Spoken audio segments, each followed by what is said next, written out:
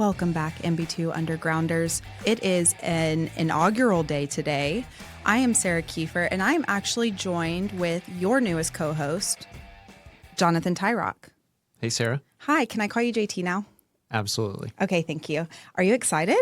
I am very excited to be here. You were handpicked from two other people. Yes, I know. I feel fortunate and honored to be here. Actually, I am really excited, though, because what you and the team here has done and produced since the beginning of the podcast seems and sounds like a lot of fun. So I'm glad to be able to join the mix. Absolutely. Shout out Pepper Pat and producer Brittany. They do a great job. Yep, they do. They do.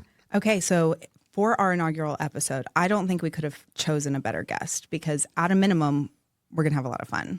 Yeah, I've been told and maybe warned that this could be a little more risque than normal, so I'm excited about that. This is actually, I get to introduce the person, right? Is that how this works? Yes. Okay, perfect. So this is one of our partners who I have had the opportunity to meet multiple times, have heard and rolled on the floor laughing at things that he has said. Like actually rolled on the floor or like ROFL? No. Quite literally bent over in stitches because it's hilarious. Or Okay. he is hilarious. I guess we'll see. Yeah. And not to look at, just actually what he says. But that being said, I would love to introduce our guest today. He is the owner of RX Smile in Frisco, Texas. He joined MB2, I just learned, May 25th, 2021, which is his dad's birthday. Welcome, Dr. Greg Greenberg. That's the applause. Okay, down. Keep it down, folks. Is that what it was? Yeah. Okay. I know you thought I had something in my throat, but yeah. Dr. Greenberg. Yay. So I'm thrilled to be here. Thank you for having me. I had no idea that I was your inaugural interview podcast. This is fantastic. I've got all kinds of things to share with you.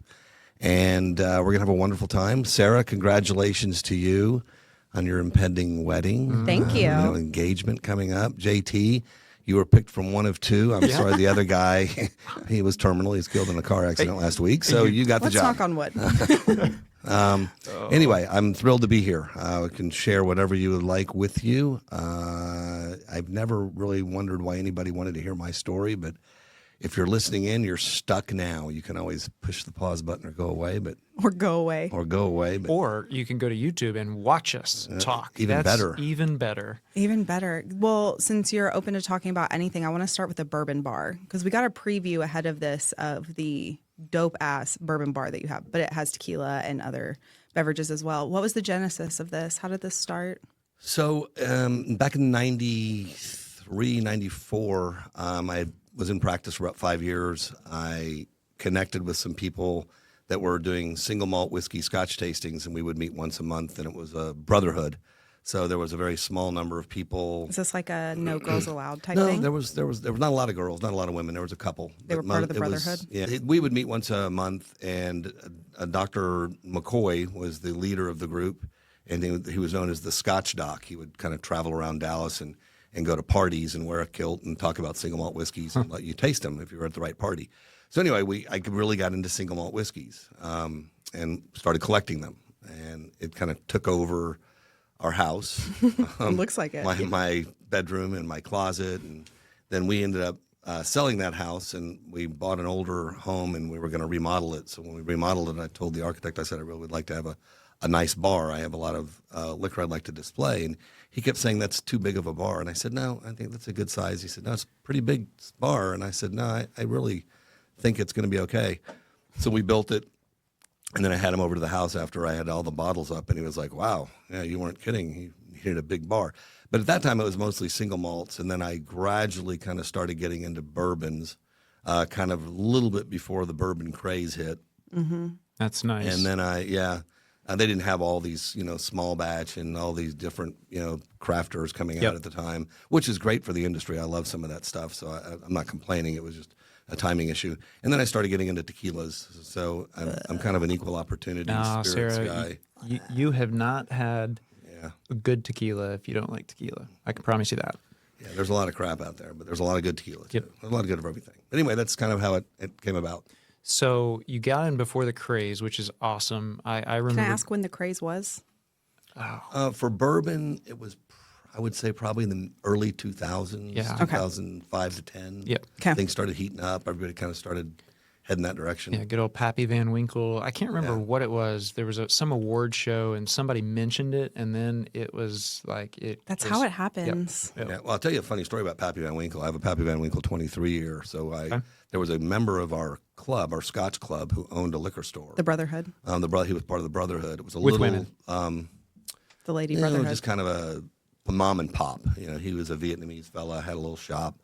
So I would always buy from him because he was in the Scotch Club and it was close to the house. So I'm in there, and I wasn't drinking any bourbons at this time. I was just specifically buying single malt whiskeys. So I go into the store and he says, you know, Greg, I want you to buy this bourbon. And I said, nah, I'm not really interested in bourbon. He says, look, I get it allocated. I only got one bottle. I want you to have it. I said, I'm really not that interested. Hung, that's fine. You know, just take it. And he says, no, I want you to take. So he followed me around the Whoa, store. what I a mean, I pusher. couldn't get rid of him. I mean, I'm buying stuff. And I said, all right, well, you know, what do they want for the bottle? What do you want for it? He says, I want $125. And I said, for Oh a my bourbon? gosh. I said, you're mine. I'm not paying $125 for a bottle of bourbon. They're like $30 a bottle.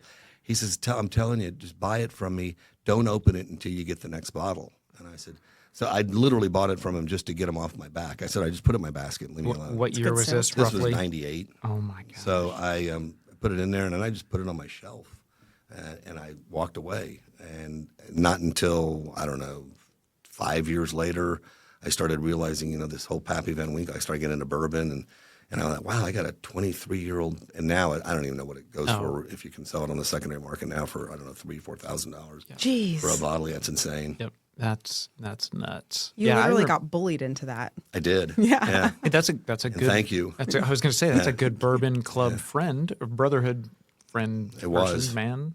Yeah, that's great. I remember going to the liquor store back. It was about the time that the craze started, and you could still find Blanton's on the shelf for $40, and then it was Yeah. $50, and then all of a sudden now it's like one of the holy grails of bourbon. I'm like, it's not worth $100, $125, $150 if you can find it. I don't think, but Agreed. Yeah. It's all the mystique of it. yep. So I think tell it's us, pretty dope. I mean, the bar is amazing. I actually had wondered how you finagled your wife into allowing you to have such a collection, but I kind of put two and two together as you have it take over your bedroom and your living room, and then you remodel a house. She's like, yes, go ahead. Please get this somewhere. Yeah. I don't have to look at it. That's pretty I genius. was gonna say, get your wife to let you. That would be my dream. I would And, love that. Well, we've had conversations about how much I buy on alcohol, but only one. Because she said, Greg, don't you think you have enough bourbon and single malt? And you said, Thank you. Don't you think you have enough shoes and handbags? And strangely, that neither one of us had ever had the conversation. We've been married 44 years. And you have an understanding. yes, we came to an agreement there that we would just allow each other to have our vices. Fair. Well, in addition to being a bourbon, tequila, single malt whiskey connoisseur, I've also heard some rumblings about your comedy career or hobby. You know, there's people always say that. I don't know. I guess I'm a funny guy. I like to tell a joke here and there. Most of them are not. We very love a humble clean. king. Yes. And I did really enjoy telling a funny joke at the retreat, which I won't repeat here. You do you know how much words spread about that? Like that's going down in MB2 owners retreat history. I was not there myself, but I heard about it almost instantly. Well, it was very spur of the moment. I mean, the comedian got up and said, "Hey, I want to tell a joke," and I just immediately raised my hand. Didn't think about I it. didn't even think about it, and I think my wife kind of expected it, and he took three of us, and I graciously asked for the other two people to go first, and neither of them wanted to.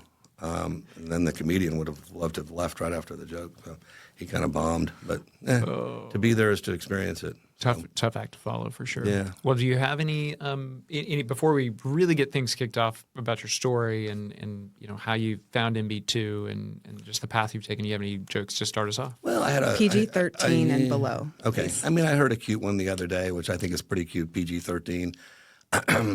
A husband and wife have been married many years. They have two children. Their children are grown and gone and living in separate parts of the country. Their son is in New York. Their daughter's in California. They're living in Florida. So the dad calls the son up in New York and he says, "Son, I wanted you to hear it from me first. Your mom and I are getting a divorce."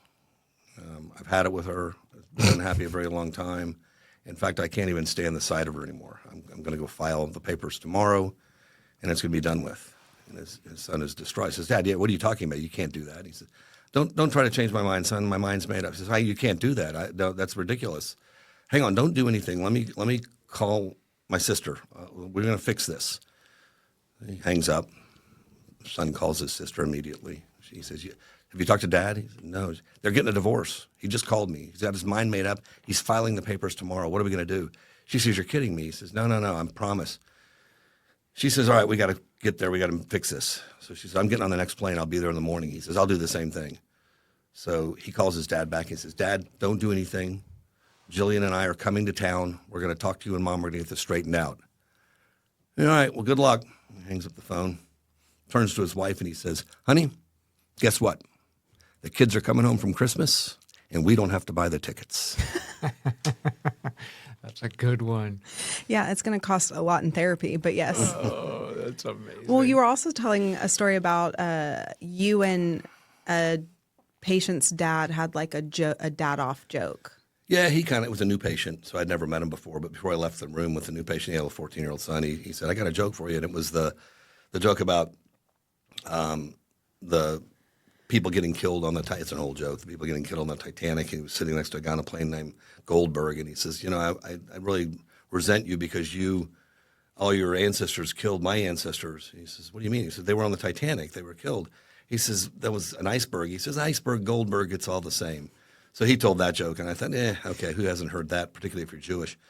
So I said, well, I haven't heard that. Well, it's not a good joke, so I'm not going to give it any more time than that. So I said, would you like to hear another joke? And he says, sure. So I said, there's a new nurse, and she just got out of nursing school, and it's her first day on the floor. She's very nervous. She's trained well, but she just doesn't know what to expect. So the other well-trained nurses say, look, it's your first day. I'll tell you what we're going to do. We're going to go easy. Why don't you just go into room 312, and why don't you take the vitals on the gentleman that's in there. He's just coming out of surgery. He's still got his IV in. He's still got his oxygen mask on. He's unconscious. Just go in there and do your thing. She says, I can do that. So she goes in, and she starts taking his blood pressure, and she listens to his heart, and she's checking his pulse oximeter, and he starts to wake up. I'm already nervous. And he says, who are you? And she says, well, I'm your new nurse. I'm new on the floor, and I'm going to be taking care of you. And he says, oh, fantastic.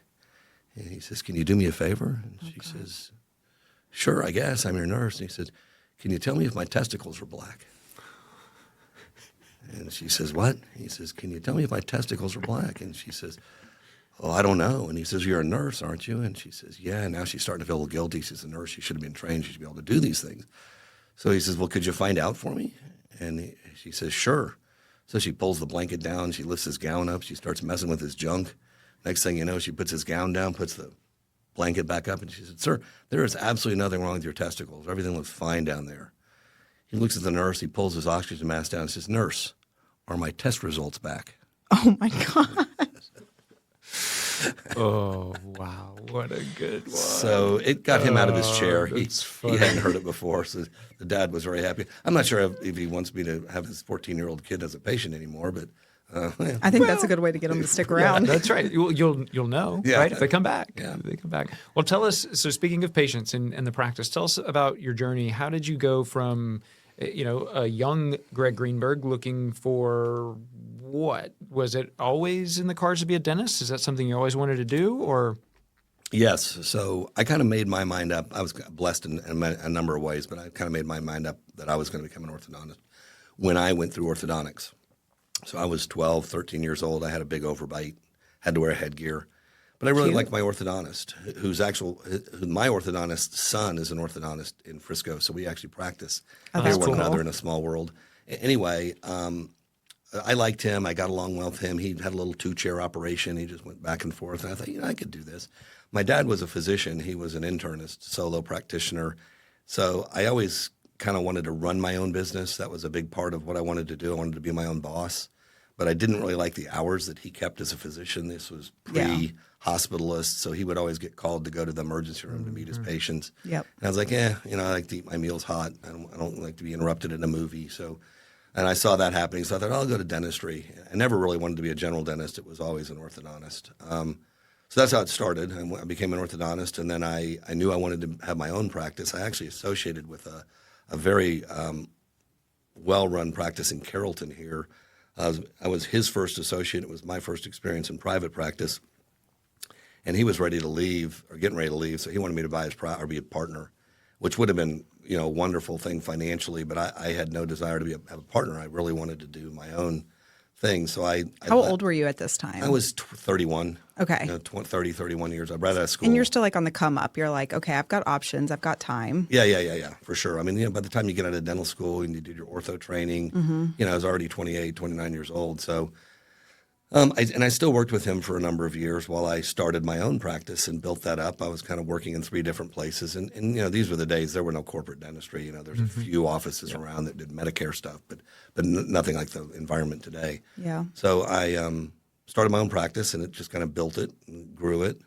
Did you start it in Frisco? Was that No, I was in original? Dallas. I was in Lake okay. Islands. Okay. So it was 25 years in Lake Islands. Wow. Just by myself, never brought in. And towards my probably 25th year, I brought in an associate. Someone contacted me, was graduating.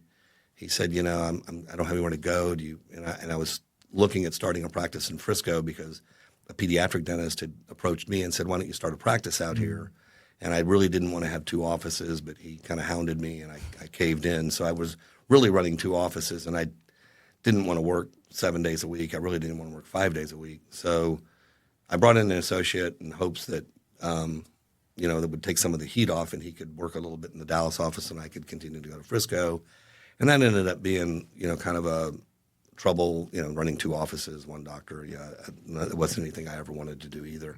Yeah. So I ultimately sold the Dallas practice to my associate, who coincidentally is now an MB2 owner. Yeah, that's amazing. So he's Wait, he's I on didn't know board. that. Well, see, you learn something new every day. Here I you did are. not do my homework. So, well, I'm going to hide a few things from you. Sick. For the sake of conversation, come on. So, and I won't even tell you his name. I'll let you try to figure it out. When you think of it, you just blurt it out. I'll let you know if you're right or wrong. So anyway, he took over that practice. I went to Frisco, and I was just kind of doing my thing there. And then all of a sudden, I went to work one day, and there was a big sign across the street that said, "Future home of the Dallas Cowboys." So that was when they built the Star. Yep. That's I'd what I was been going to there about ask. 5 is years. When you opened in Frisco, because you've got a really good location. Yeah. And I know that Frisco, I feel like Frisco's grown and it keeps growing, but it sounds like you got in before Yeah, it blew up as much as it has. absolutely. And it was pure luck. I mean, I had heard that the Nebraska Furniture Mart that is in the Colony was supposed to go there. Oh, nice. But Yeah, I think can the see that. Colony gave them a bigger tax break. So that fell through. I'll tell you how bad it was. In the shopping center where my office is, when I first went there was a Starbucks that closed up. Wow. That's how That's much hard it to do. That's what I would think. And when was this? Would have been like 2013-ish, I think, Yeah, well, numbers that's wise. 2013 was when I opened that office, but I was working out of the other pedodontist office for about 7 or 8 years before that. So I had a little bit Gotcha. of a practice already built up there to go into. that's But nice. they didn't make it. Starbucks closed up. So as the Star is built, and for those, I guess, listeners maybe that don't know about the Star, it's a major development that houses. It's where the Dallas Cowboys practice, and Jerry Jones has an office, and it's just a huge area now. And good shopping. Good shopping. Good dining. Dining, Yeah, yep, for sure. Yep, neighborhood services. What? I understand that you've got a relationship with the Cowboys now, or maybe an adjacent relationship with the Cowboys. I'm a corporate sponsor for the Dallas Cowboy Cheerleaders for America's Sweethearts. Okay, so how does that work, and what does that entail? So what happened there was I had at a point in time, Invisalign put scanning centers in malls. I don't know if you guys remember that. It lasted about a year. You could go into the mall, and Invisalign would scan you, and you'd see your outcome, and then they'd offload you to an orthodontist to do the work. Like a partner office, Yeah. So they looked for orthodontists that wanted to, and they went to Stonebriar Mall, which is in my backyard. Mm-hmm. So I said, sure, I'll do it. And of course, you had to do it reduced fee, and there was all these Invisalign things that they want to make their money. So I had nothing to lose. I said, fine. So anyway, I got a few patients from it coming into the office, and one of them was a Dallas Cowboy cheerleader. And I didn't know her. I didn't recognize her. One of my staff members noticed that she was wearing a jacket that was all embroidered with with cowboy stuff. And she said, so I commented on her jacket. I said, it's a really pretty jacket. Where could I get that? And she said, well, it's not available to you. They only give them to the cheerleaders. And I said, oh, so you're a cheerleader? Yes. Okay. So that conversation, and she needed a lot of work as far as, no, not teeth-wise. She wanted, larger teeth and a prettier smile. She was obviously a very pretty woman. She was a cheerleader. So I said, well, what you really need to do is not just let me straighten your teeth, but, get some veneers and go all in. And she bought in. She said, I'm going to do it, which she was very, very thankful at the end of the day, and it looked great. And I asked her about being a sponsor, and she said, sure. So she passed my name to the higher-ups, and they already had a dentist. They didn't have an orthodontist. They had a dentist that nobody used. They didn't like him. And then about a year later, they contacted me and said, you still interested? And I said, sure. So we kind of negotiated out what I was going to do for them and what they're going to do for me. I was going to say, what did the benefits of that look like? Well, besides all the pretty cheerleaders. Yeah, that's all great. And they're absolutely lovely people. I mean, I know there's people out there thinking, oh, your dad's going to be a stuck-up, snobby. No, we all watched the TV show on it. That is brutal. But they are really nice people. Yeah. And they are genuinely appreciative of the things that people do for them. And anyway, so what happened was we negotiated out this thing, so I would do all this whitening for them, and then I would do a certain number of treatments for the girls that were approved for Invisalign treatment. And this is before Invisalign partnered with the NFL. Yeah. So I was doing that. I had contacted a couple of other orthodontists that around the country that had done similar things. One of them was with the Phoenix Suns. He was kind of doing the Phoenix Suns dance squad, and somebody else in another place, kind of see how I could leverage it and make cool. it. And I would say it's not a great ROI. The return isn't tremendous. Yeah. But it's nice to be able to say, I'm a corporate sponsor for the Dallas Cowboy cheerleaders and have all the girls in the office. Yeah, that's cool. And we do a couple of events a year that they come to, and Rowdy comes to. And I actually have an event coming up on Friday. Okay. And we're not invited?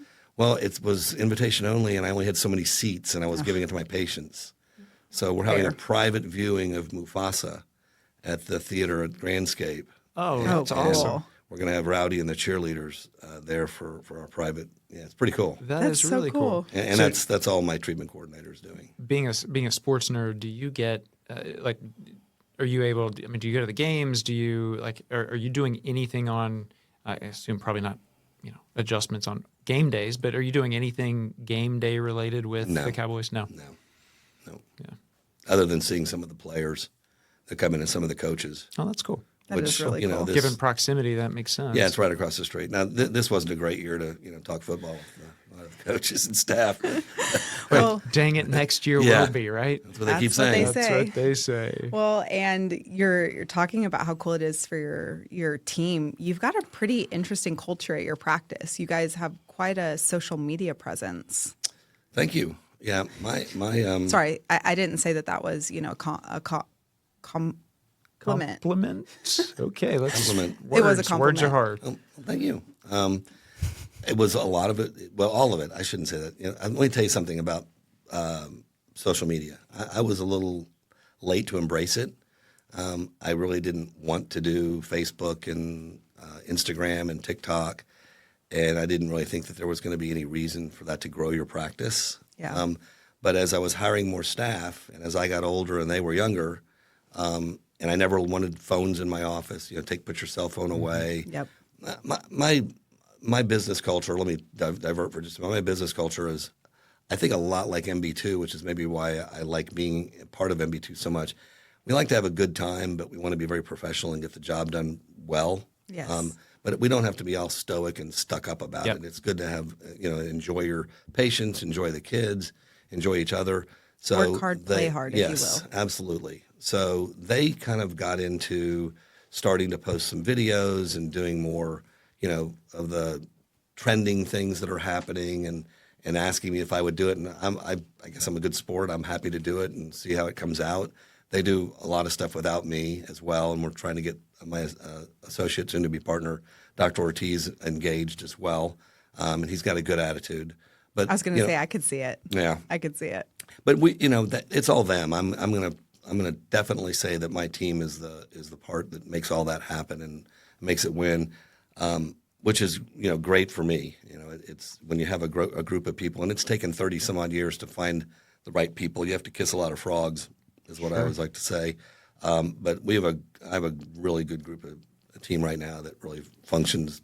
Everybody's pointing in the right direction. So with your team and curate, I'll say curating. How about that as a word? I literally was just thinking that word. Well, how could I come up with curate but not compliment? I don't know. Go ahead. Curating your team over a period of time. What are some of the qualities that you've seen in team members that give them longevity and staying power in your practice? Self-starters, people that think outside the box, and people that aren't just there to punch the clock at 8 and can't wait to hit the door at 5. They like their coworkers. They want to go to happy hour with their coworkers. And I'm not saying you have to go to. Yeah, I'm not saying you need to spend Thanksgiving with everybody, and you don't have to love everybody that's in the office, but you certainly get along and respect one another and can have a fun time. Well, and to add on to JT, you're cultivating a team based on qualifiers or things that you've learned to recognize in good quality team members. But you've also cultivated a culture in your practice of people wanting to stick around. Where do you feel like your leadership style started or stemmed from? Probably just I'm very happy if the results are there. I'm happy to let you get to the finish line, however you want to get there. I like that. So I give a lot of. I think I give a lot of latitude, a lot of extra line on the leash, and I know that Lisa, who's my office manager, who's been with me from day one, so she's been with me for 34 years. Wow, that's incredible. I actually interviewed her when they were doing the construction of my first finish out.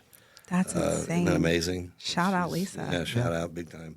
My work wife. Yes. So, but she's a big part of it. She kind of keeps everybody in line. So when you have that kind of retention, when you have people that kind of want to be there, that want to participate, and that's not to say that there hasn't been a lot of people along the way that we had to help them make a career decision and find it a better place. That's right. That's right. But it's all about having a good time. And I've told this to my staff. I probably say this 3 times a year. If you're not having a good time here, if you're not fun here or having fun here, then you probably need to, it's better for you to go somewhere else. Yep. It's definitely better for us. Well, like you said, kissing frogs, it's like dating. Just because we're not a good fit doesn't mean you're a bad person. It just means that there's a better fit for you out there. And I think being part of the safe place for people to go find that's pretty incredible. You don't always see that. I feel like there's a lot of square peg round holing happening. Oh, yeah. Yep. Yeah, fortunate a lot. The folks in this building are probably somewhat tired of me, or some maybe appreciate it, but I have that same approach as far as, hey, I show up to work every day here, and if I'm not having fun or investing in the people around me, like what's the point? Like, we're going to do hard work, we're going to have fun. Dr. V's obviously set the culture and tone for the office, but if you just kind of go out and invest a little bit more, invest in the people around you, and it makes work that much better. It's more rewarding, and it is because it's not necessarily just the work. It's we all get to celebrate when Sarah gets engaged, or you name it. So that's really, really cool. Well, and you said you connected with MB2's culture. What was your first experience with MB2's culture? Because May 2021 was kind of a weird time. Well, let me say this. I wasn't really interested in partnering with any corporate. Yeah, actually, let's get that a lot. Let's do that. Tell us, how did you find MB2? Okay. And then get into culture. So a friend of mine that has been in the dental space for a number of years, jumped from different company to companies, but always a very successful salesperson. He reaches out and he says, have you considered looking at, he's now a broker. He's a practice broker. And I said, have you considered about, looking into, DSOs or, the space? And I said, no, not really.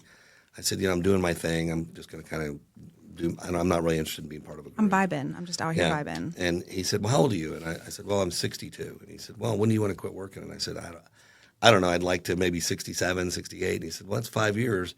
And you're going to probably need to do a 5-year work agreement with whoever you work with if you do something like this. So you really ought to at least educate yourself. It's out there and it's growing. It's a growing space. There's a lot of good things happening. You can leverage your practice, blah, blah, blah. And I went, I said, I'll tell you what. I said, I'm going to give you all my numbers. And, you shop it around and we'll take it from there. At least I'll learn a little bit more about the process. So that happened. and he was good. He got all the stuff from me, kept me on task. And then he called me and he said, we're putting your stuff out there this Wednesday. So we'll get replies on Thursday. Okay, great. And I'm half paying attention here. I really don't care at all. I'm going to work. Checking the inbox once a day. And I'm not even checking the inbox. I'm letting him call me or text me. Okay. That's how uninvested I was in it. Uninvested. So he calls me Thursday. He goes, you're not going to believe this. And I said, what? And he goes, we had like 52 inquiries on your practice. And I said, is that a lot? And he said, that's unbelievable. I said, oh, good. Cool. He said, well, a bunch of them were individuals that are looking to buy, they're looking to partner. And so we immediately dismissed them. And I said, okay, great. So where are we now? And he said, well, you're about 22. And I said, okay. And we started going through the names. And I said, look, I'm not, a lot of those, not to name names, but there's a lot of DSOs that I wasn't interested in. Yeah. They just weren't the culture that I was looking for. So we basically culled it down to 5. Okay. And then he said, well, let's interview him. And I said, look, I'm happy to interview him. I'm not going to spend a lot of time on this because I'm really not that interested. So the first one we interviewed was a couple of guys out of Colorado, and they were giving me their shtick. And I said, so tell me, why are you interested in me? What about my practice interests you? And the first thing out of his mouth was, one guy says, well, I'm from Frisco and I want to get back to Frisco. Your location is perfect. Oh. And I said, okay, thanks for your time, and scratch that one Right. off the list. Wrong answer. So we got down to a couple of others. One of them was in Canada. They were trying to make a break into the United States. That they were a little slow to respond, so I could kind of take that as a hint. They ended up partnering with another orthodontist right around the same time I did that was in my backyard, which is probably why they were slow rolling me. Yeah. That ended up being a very bad move for them. Bummer. So it was kind of a blessing that didn't happen. Yeah. And then there was another one here in town that was a small startup one, and I really liked their culture. I really, really liked the people there, but they were new. Yeah. There weren't that many practices. And then lastly, and I think that my broker did this on purpose, although he'd never admit to it to today, MB2 was the last person I met. So a couple of guys came out to the office to see the facility and to meet me, and we didn't meet my staff at that point because I wasn't letting my staff know what was going on. Yep. You weren't even bought in at this point. Yeah. Right. So I really liked them, and they were like, well, let's go to dinner and let's carry this conversation a little step further. So I went to dinner with Dr. V and some of the C-suite guys and really enjoyed the heck out of myself just sitting having dinner. There wasn't even that much shop talk. It was really just more about, kind of getting to know people. Sure. Hearing MB2's story and how they got started, and they want to hear my story. And they liked, obviously they liked my numbers. They liked what they saw. So, the offer came, and it was honestly the 5 offers that I got were all within a stone's throw of each other. There wasn't anything that was, one of them was offering me 3 times the money or whatever. Yeah. And it really came down. And for me, and everybody said, what's the most important thing for you? I said, the most important thing for me is culture. And most important for me was I've been practicing for 33 years. I do not want to finish up my career having somebody stand over me and say, you're going to do this, and you're going to do that, and you're going to use this company. That's just not going to work. And I've always said from the very beginning, as I said, my dad was a physician. I think this is where physicians screwed up. They just allowed the insurance companies and the hospitals just to come in and run them. Yep. And they were all miserable. It's like, yeah, you're miserable because you let somebody come in and take over what you built and change the whole culture of how you practice. So that was the most important thing. I just want to do my thing, however I want to do it.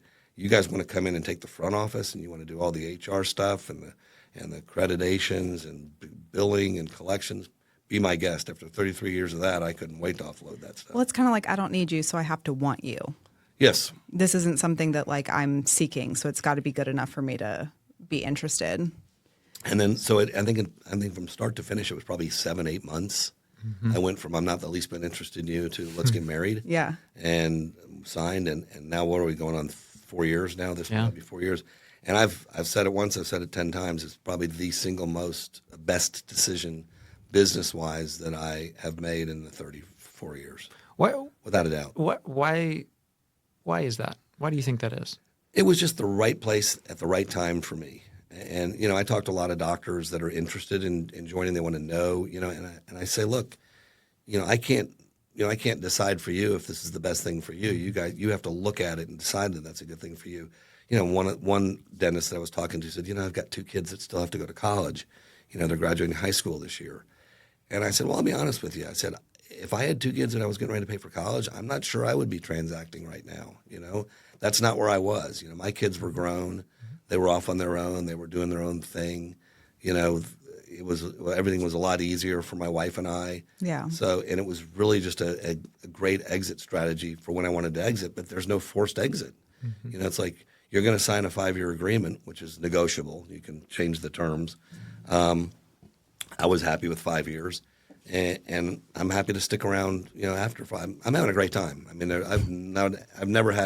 I've always had fun practicing, but I'm having more fun now being a part of MB2, without a doubt. That's awesome. I love it. That's awesome. And a big part of that is the retreats, which I think we should talk a little bit about when you're ready. Okay, sick. Let's do it. Well, the next retreat is going to be in, when is it? June of 2025, and we're going to be in Lake Tahoe, and it's going to be a lot of fun.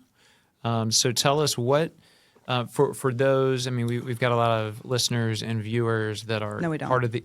Come on now, part of the MB2 family, but some that are outside of the MB2 family, prospective partners that we're talking to.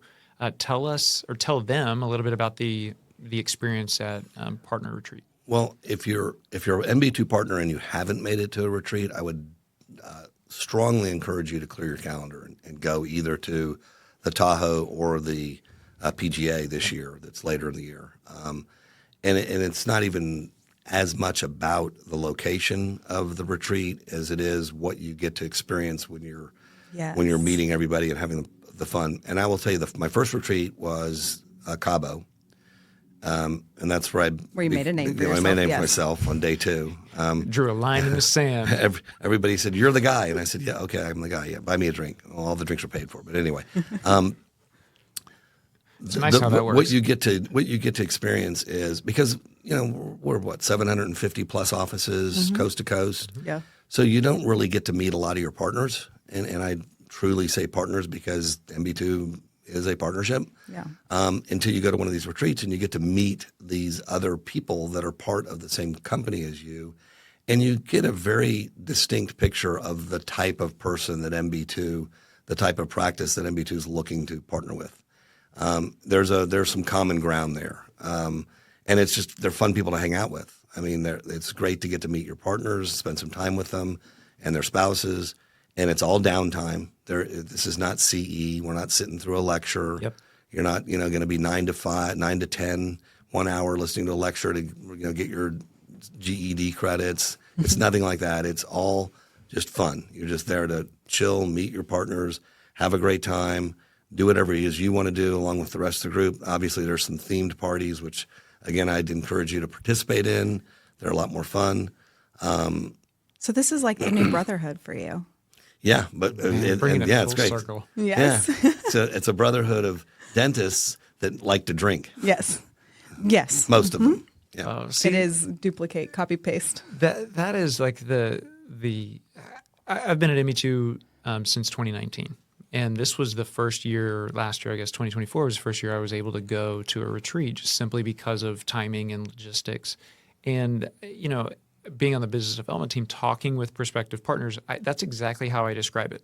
We're not here to go and, sit in a classroom and take notes. And I mean, you absolutely can with a round table with the C-suite or, other vendors that are going to be there, or what have you. But it was really just to go have fun and get to know each other and be able to lean on one another, realizing, hey, MB2 can't be a partnership, one, without partners, right? Partners in the practices, but then two, don't lose sight of the fact that you have partners. It is not just you by yourself. Right. It's not you and MB2, this entity. It's you and, as Dr. V oftentimes says, it's him and his partners against the world. And that's just the attitude that's taken into it. And it's just so much fun.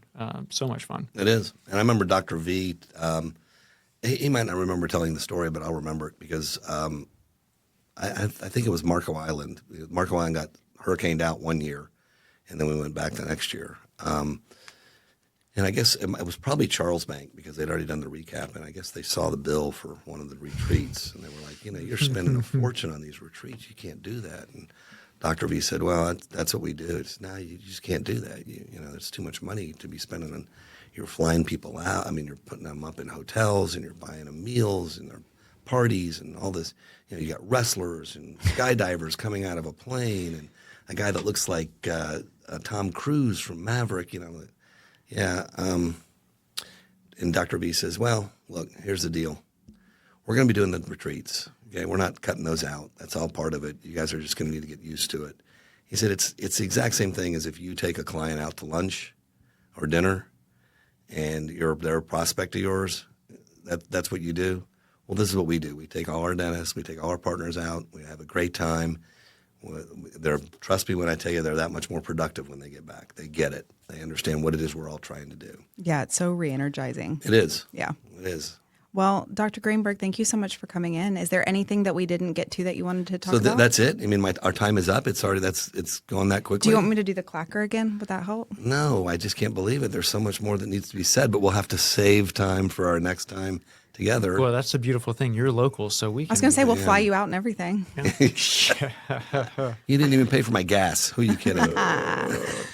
You just send it to Astor. She'll get you, run it through Concur, Right. get it reimbursed. Yeah, it'd be great. Well, I got to tell you, thank you guys for inviting me on. I really appreciate it. I've always said a little bit of Greg goes a long way, so an hour of me is probably all you can take.